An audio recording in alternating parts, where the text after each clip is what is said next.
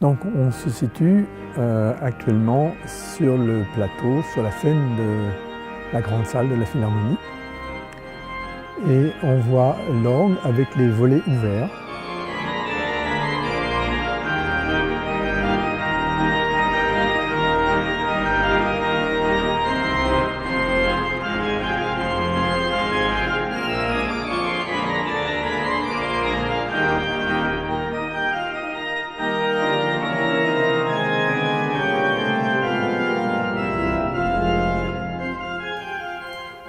Donc là, on pénètre dans un compartiment qui correspond au troisième clavier de l'orgue, qui s'appelle le récit. On a à ce niveau-ci, le niveau inférieur de l'orgue, la partie les plus graves du clavier, et la partie supérieure du clavier est à l'étage au-dessus. L'orgue étant tout en largeur, on va continuer un petit peu plus loin. Et on va découvrir ici le compartiment qui correspond au premier clavier, le clavier de grand orgue, qui est le clavier principal de l'orgue. Dans le prolongement, on a les jeux de pédales. Donc là où on a les plus gros et les plus grands tuyaux.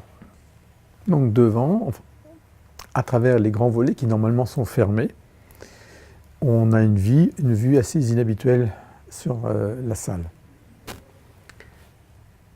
Derrière, plutôt sur ma gauche, on a le long du mur les plus grands tuyaux, dont un certain nombre sont en bois, correspondent aux plus grands jeux de pédales, aux jeux les plus graves.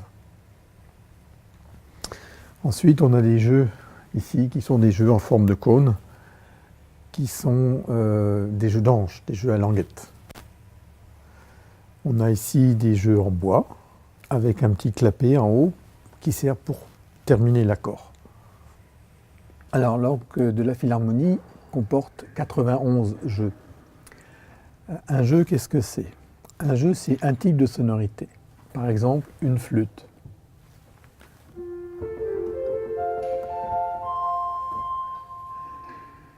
Un tuyau d'orgue ne peut donner qu'une seule note pour un type de sonorité. Par exemple, le quatrième Do.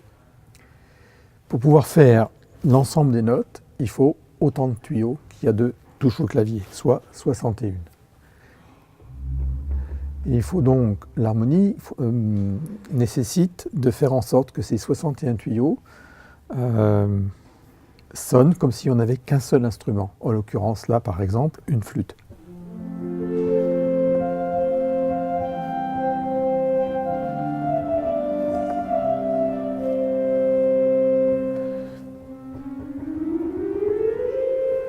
Donc, il faut faire en sorte que chaque tuyau, les uns après les autres, ait le même type de caractère, avec des rapports de force, d'intensité, et de couleurs qui soient progressifs, pour donner l'illusion, encore une fois, d'avoir un seul instrument.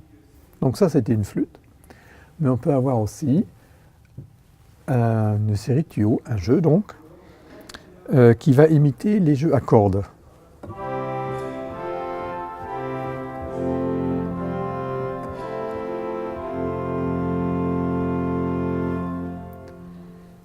Et les deux peuvent se combiner.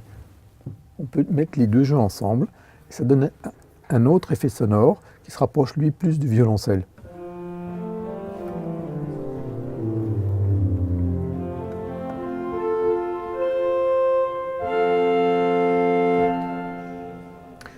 Donc, ça explique pourquoi l'orgue comporte tant de tuyaux, puisque à chaque jeu, on retrouve 61 tuyaux. Nous avons, par exemple, un autre type de sonorité, une trompette.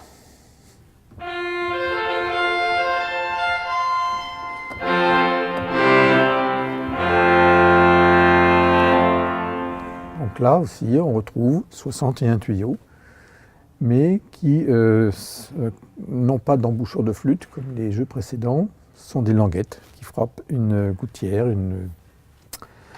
un demi-tube de laiton, et ça donne cette sonorité claire, ça donne cette sonorité de fanfare.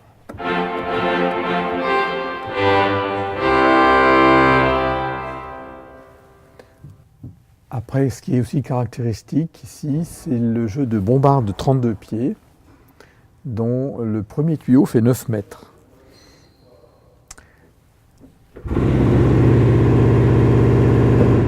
Voilà, ça sonne un peu comme un compresseur quand on l'entend tout seul, mais dans le tutti, ça donne un effet très particulier d'extrême grave, et on a l'impression que tout l'orgue a une meilleure assise, tout l'ensemble du son a une meilleure assise, et comment dire, ça donne encore plus de largeur dans le son.